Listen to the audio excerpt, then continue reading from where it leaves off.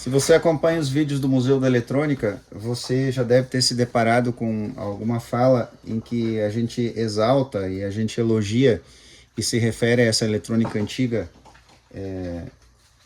e dá tanto valor para a eletrônica antiga e despende tanta energia para devolver a funcionalidade, o brilho e a beleza para um equipamento como esse, um equipamento clássico.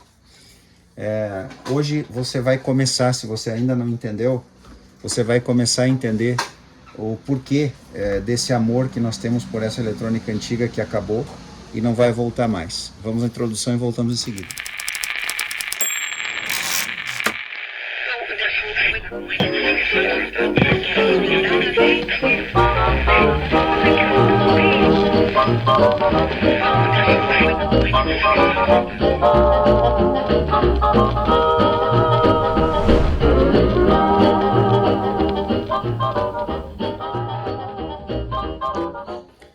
A engenharia alemã dos anos 1970, final dos anos 1970, que é quando começou a ser fabricado esse equipamento, Grundig modelo RR1040, ela deixou para nós maravilhas que, graças ao cuidado de alguém, chegaram em 2024. Nada melhor do que a engenharia alemã, também poderíamos falar da engenharia japonesa, e já falamos aqui no canal em outros vídeos. Também poderíamos falar da engenharia dos Estados Unidos, que também já nos referimos aí em outros vídeos. Mas especificamente aqui a engenharia alemã vai nos ajudar a compartilhar com vocês que vão assistir esse vídeo em qualquer tempo, do porquê que a gente é tão aficionado, porquê que a gente gosta tanto, dá tanto prazer mexer num equipamento como esse, o que é totalmente o contrário em relação à engenharia moderna. Em 2024, nós temos equipamentos fantásticos sendo fabricados, televisores cada vez mais finos, que se assemelham muito a quadros de pendurar na parede, e por que não, daqui a pouco vai chegar um televisor que vai ser um quadro, da espessura de uma obra de arte.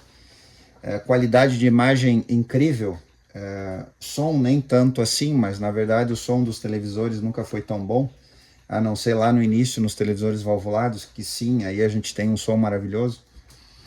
Mas nós temos uma eletrônica em 2024 que é frágil, uma eletrônica que não favorece a manutenção. Os equipamentos cada vez mais são feitos para durar um determinado tempo, que se chama obsolescência programada, e depois eles vão para o lixo, viram um descarte, viram lixo eletrônico. Prova disso que as eletrônicas e assistência técnica estão fechando, as que existem ainda, elas muito provavelmente não têm muito tempo de vida útil ainda, porque por mais que o colega seja motivado e queira trabalhar, cada vez mais os aparelhos são feitos para não se dar manutenção. Chega para nós um relato que eu não tenho ideia se é assim mesmo, se é verídico, mas creio que sim, porque os colegas não têm por que mentir, que já existem televisores que não abrem mais, eles são fechados na fábrica e para abrir tem um processo especial, na verdade o técnico, a eventual manutenção em garantia que terá que ser feita, o técnico tem que fazer um treinamento antes para aprender como é que abre aquele televisor, porque ele não tem parafusos, ele é todo encaixado. E se não souber abrir, quebra tampa, quebra a tela. Não é de hoje que a gente ouve relatos, e aconteceu comigo isso, de a gente pegar um televisor moderno e ele quebrar a tela, só no pegar. Então as coisas são realmente descartáveis. Se você viveu nos anos 1970, você sabe os maravilhosos eletrodomésticos fabricados pela Arno no Brasil. É só um exemplo que eu lembrei. E lembrei agora também que a minha sogra, ela tem um liquidificador da Arno, que é original lá dos anos 80, e está funcionando perfeitamente, nunca passou por manutenção. Em contrapartida, ela ganhou um liquidificador novo, desses mais modernos, há uns 2 anos atrás, e ele está guardado na caixa no armário porque ela não quer usar, ela prefere o antigo. Então é por isso e por outros motivos que a gente demanda tanto carinho com esses equipamentos da eletrônica clássica que nós chamamos, a eletrônica antiga, que começa lá na invenção e na fabricação da primeira válvula triodo funcional no início do século XX e termina mais ou menos no final do século XX, quando o software começou a mandar no hardware, quando os microcontroladores, os microprocessadores e as linguagens de programação dominaram os equipamentos eletrônicos. Aqui nós temos uma eletrônica analógica na sua essência. Tudo que a gente vê aqui é eletrônica analógica. O estudo desse circuito é absolutamente maravilhoso. Eu já fiquei algumas horas olhando o manual de serviço desse equipamento e eu vou iniciar esse vídeo depois dessa reflexão, compartilhando com vocês um pouco do manual de serviço, que vocês vão ver ao longo dessa série de vídeos, que a gente vai fazer alguns vídeos ainda, mas vocês vão ver. E esse é o manual de serviço. Ele não é desse tamanho, ele é do tamanho A4, mas eu fiz questão de imprimir esse manual no tamanho A3, que é maior, é o dobro mais ou menos de uma folha de ofício normal, do manual de serviço original do equipamento, dos dois modelos semelhantes que foram fabricados. Aqui a gente vai fazer muitas anotações ao longo do trabalho, e ao final desse trabalho eu vou presentear o proprietário do equipamento com esse manual. Eu vou enviar para ele junto com o aparelho, para que ele guarde o histórico desse aparelho, que muito provavelmente, a gente analisou isso aqui, eu já olhei essa placa com uma lupa, e eu não consegui localizar sinais de manutenção. Então é muito provável que esse equipamento ficou literalmente lá quando ele foi comprado. Se ele foi usado, ele foi muito bem cuidado e depois ele deve ter ficado por décadas guardado em algum lugar. É claro que ele tem muita sujeira dentro, muita sujeira mesmo, e a gente já limpou bastante ele, e mesmo assim tem muita sujeira aqui. Daqui a pouco eu vou relatar porquê desse vídeo aqui e vou mostrar o que a gente vai fazer, o passo a passo desse processo de restauração que vai devolver a funcionalidade e a beleza para esse aparelho.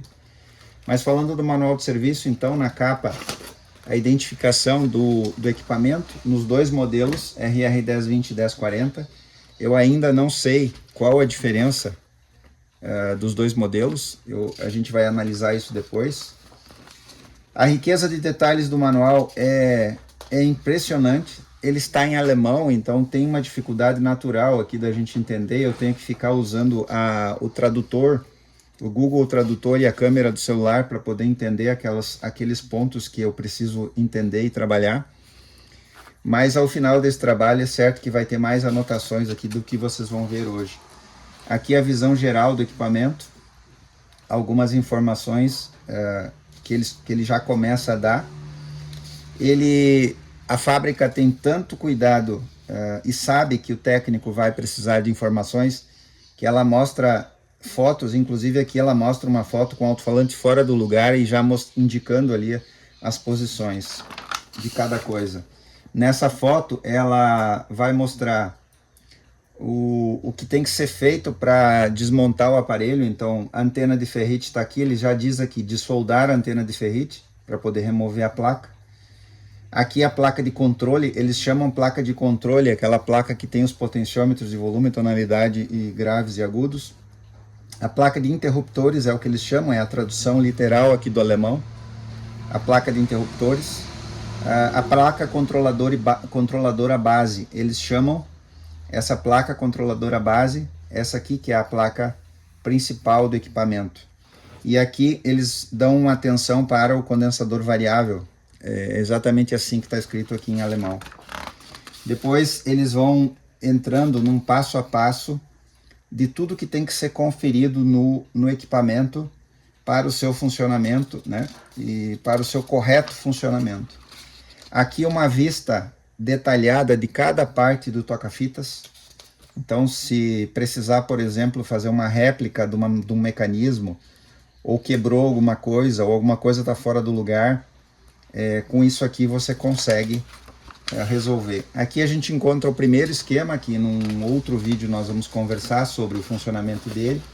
E esse esquema, então, ele é indica aqui CB95 estéreo, que é o que a gente entendeu que é exatamente o toca-fitas, que é essa parte aqui que nós vamos dar atenção num dos vídeos dessa série. O toca-fitas sai inteiro e a placa aqui eletrônica que controla o toca-fitas, ela tem uma blindagem, olha só que legal.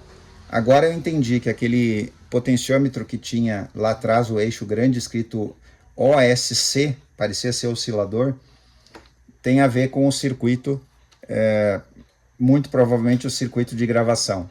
Algum ajuste relativo ao circuito de gravação do equipamento. Aí a gente avança aqui e no manual de serviço encontra a placa, a foto da placa, com todos os componentes colocados e todos os códigos de cada componente. Seja sincero, você viu isso já no manual de serviço de um equipamento fabricado no Brasil? É bastante difícil, essa riqueza de detalhes. Você pode imaginar que a engenharia desse produto, antes de fabricar o produto final, ela escreveu o manual. Primeiro existiu o manual de serviço, e aí depois o equipamento foi fabricado. E aqui uma coisa absolutamente maravilhosa, eu nunca vi isso em manual de serviço nenhum. Ele tem aquele conector atrás, que é o conector de entrada para os dispositivos externos, gravador de rolo, outro gravador de fita ou toca-discos, né? É uma espécie de entrada auxiliar, que nós poderíamos chamar. E ele tem, cada conjunto de pinos dessa entrada, você pode colocar um circuito externo ligado nesse conjunto de pinos e você faz uma aferição do funcionamento do equipamento.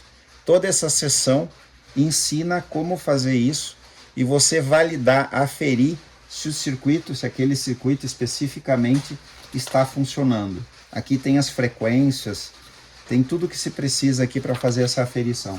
Aqui continua, são 2 páginas dedicadas a isso.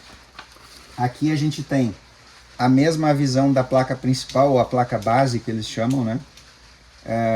Eles chamam aqui tem a placa de interruptores, aqui em cima. Aqui o soquete do pré-amplificador, eles chamam assim essa parte onde tem aquele conector da entrada auxiliar.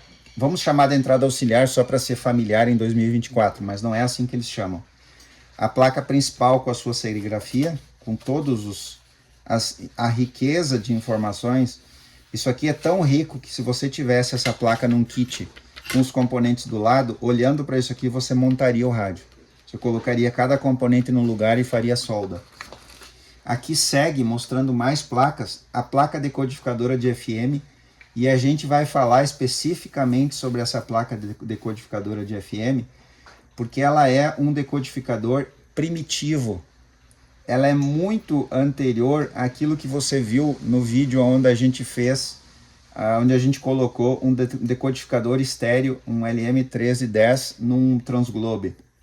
Se você não viu esse vídeo, volte aí, você vai encontrar.